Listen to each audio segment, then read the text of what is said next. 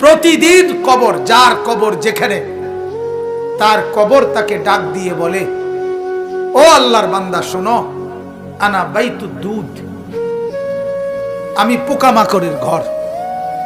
আমার বাপ শুনেন, যুবক আপনারাও শুনেন, আপনারাও শুনেন, কবর কিন্তু নির্দিষ্ট কোনো বয়সে যায় না বাপ।